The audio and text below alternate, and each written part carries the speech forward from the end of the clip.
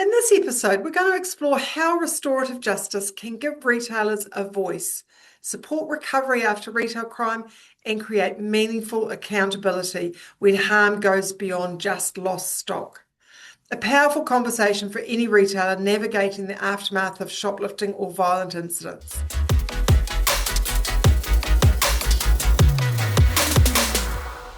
Kia ora, I'm Carolyn Young, Chief Executive of Retail NZ, and today I'm joined by Kim Marsh, who's a restorative justice facilitator with the Restorative Justice Trust.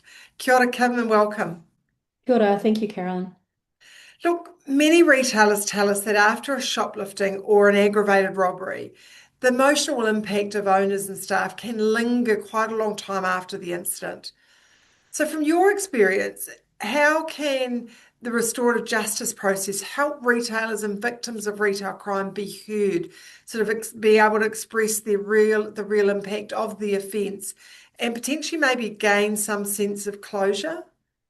So the restorative justice process is guided by trained facilitators. And what it does is it enables those who have been impacted to express the impacts. Often, what happens is the event may have happened sometime in the past. By the time it gets through the processes that it needs to go through. And so we might be talking to people who were in incidents happened sort of 5 months ago.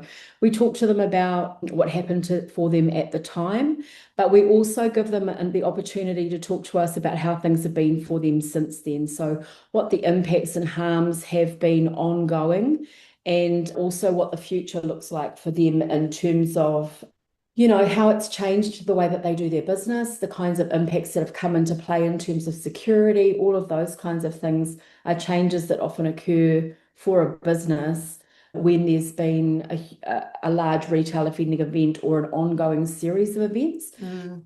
So also within our process, we offer the opportunity for people to express how they feel directly to an offender with us facilitating a meeting between the parties that are involved. And this can be really powerful for people. It can be a really great process for feeling as though they're seen and heard within justice and also within the communities that we live in, that these events are not just, they're not throwaway things, that actually people do care about the human cost and the other impacts, financial, psychological, for the business in terms of money, but also in the way that workers feel about what they do, that can be really impactful for people. So as a facilitated process, it's a safe, guided process for people being able to have a voice and feeling as though they can get some of those things off their chest and talk about what actually happened for them. Mm.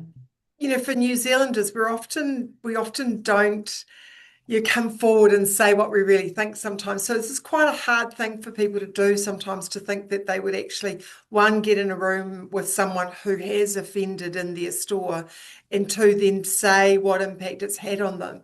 So it takes some courage, doesn't it, from the victim to be able to enter into this conversation. Granted, it's facilitated, it's supportive, and it's safe, but it's Mhm. still, you've got to find a way to get the courage to do that, because it's not the sort of thing we normally do, is it? No, not really. It's not. Although the analogy that I often have used with people is that back in the day, when we used to put out our milk bottles with money, and children would take that money Mm. sometimes because it's there out on the street. And what used to happen is that parents would take those children to the house of the people where the money had been taken from, and there would be an actual conversation Yeah. about that. And although it's a much we're talking about something much bigger than that. It flows on similar ideas of humanness, Mm. of the fact of being in community and how we can do that better. Like it is tricky, but we meet with people as often as they need to meet with us first. So Right. when we're working with people on a case, we will meet with the people involved as often as they feel they need to meet with us to be ready to feel good about moving forward. And we often write a conference plan for that. So we would let them know Mm. exactly what's going to happen and the questions that will be asked and how we'll guide them through. So yeah, Really that's supportive then, helpful. from that Very perspective, that supportive. they're not on their own. No. Yeah. So Yeah. look, retailers will say to me when we talk about retail crime and victims, and they'll say, well, restorative justice, what's in it for us? So can you talk us through what kinds of outcomes or agreements that can or could come out of a restorative justice process, and how these might help a retailer feel that there's been a genuine accountability and that repair will take place? Yeah, I know that it's hard for retailers because they're often strapped for time and it just becomes another thing that they have been asked to attend to when already the offending can have caused a lot of disruption to their business, and we really understand that. And Mm, those are some of the things that are discussed at a restorative justice conference as well. The people who have been harmed in the offending have the opportunity to talk about all of the real things that happened for them. They got woken up in the middle of the night.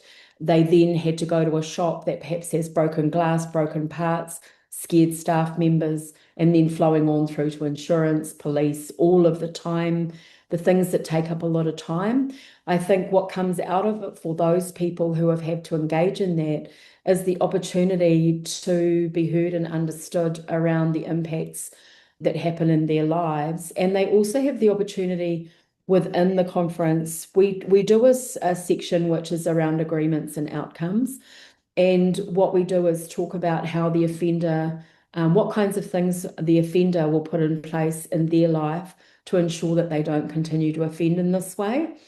And that part of the conference, the onus is on the offender to come up with those things, but the people who have been harmed are also allowed to make suggestions, which, if they can be agreed upon, will be written down. So there's a real space there for a retailer to talk about what their needs are, what mm, coming out of this, what they need to hear, what they need to see happen for mm. them to feel as though they've had a voice in the justice system and in the court. And we write those down into our report. We can never guarantee that the judge will do what we say, Yeah. but it will definitely be read. So retailers can feel as though their opinion matters. Yeah. What's happened to you does matter. And we would like to hear, this is why the process occurs, I think, as well, is that the judiciary says, we would like to hear from you, people, who have been harmed in this. What would you like to happen here? Yeah. Yeah. And so we touched on it a bit earlier about the support that the restorative justice process can provide to a victim. But, what else is it that you do to ensure that, participation is voluntary and it's safe and appropriate? And how do you decide if a restorative justice process might or might not be right for that set of circumstances with an individual retailer? So the process remains voluntary all the way through. And at a pre-conference meeting that we have with the different parties involved, we have those separately because in some incidents there can be a number of parties involved and we do all that separately. We cover over the consent process that we have, which talks about voluntary participation, that we ensure that there are safe meetings. And one of the things that really feeds into that for the process is that we restorative justice facilitators are highly trained expert individuals. We go through about 2 years of training to be fully allowed to lead this kind of work.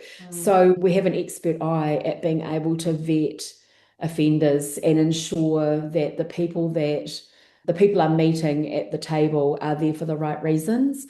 And ultimately, in the decision making, we have the last say around whether a conference would go ahead, even if both sets of people wanted to do it and we didn't think it would be safe for whatever reason, things we're hearing, things we're seeing, we would have a say there around whether we would go forward. So the training that restorative justice facilitators receive really helps to make the process very safe. We have a set of standards from the Ministry of Justice, practice standards that we work to, and we also have restorative justice standards and principles that we use in our work.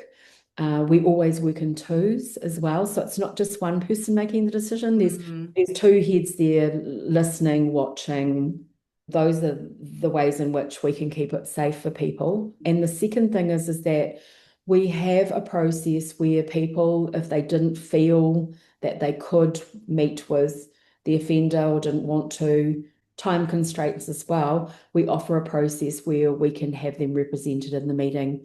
And that happens where people still want to have a voice, they Mm, might have questions, and they want to hear the outcomes and some accountability from the offender in the report, perhaps, but they don't want to be there themselves. Yeah, so in that process, we record what we call their story, their how, all of their feelings and impacts.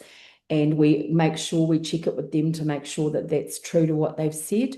And then we would have the conference and we would have someone who's been vetted and is allowed to stand in, and we would have them stand in for anybody who couldn't be there for whatever mm. reason. Mm. So there's lots of options really, and I guess the key thing is for retailers to consider the restorative justice process if they have had offences in their store and someone's reaching out to talk to you about it. There's an option where you can have a say and involvement in that justice system and hopefully find some closure through the process. Yeah, and also retailers can reach out to their local restorative justice provider as well themselves. Sometimes there's a decline list that is in play as well. So some people have perhaps thought in the past that they didn't want to be a part of it. If something happens, you can always just reach out to restorative justice and let them know that, there's been an event, it's in the court. Yeah, touch base around what it is that we might be able to help with, or, that we can get involved with there. Yeah. Amazing. Look, thank you so much for joining us today, Kim. It's been such a pleasure to speak to you about the great work that you and the wider team are doing in the restorative justice process. Cool. Thank you so much, Carolyn. It's really been great to talk about this as well, because I think it's something where we would like to see if we can really help. Yeah. Yeah. Look, I hope everyone enjoyed this episode, and don't forget to visit the website www.rj.org.nz to find out more. This was part of our Empowering Retail series, your go-to resource for short, actionable insights to take your business to the next level. Don't forget to subscribe and look out for more episodes. Until next time, ka kite anō. Bye for now.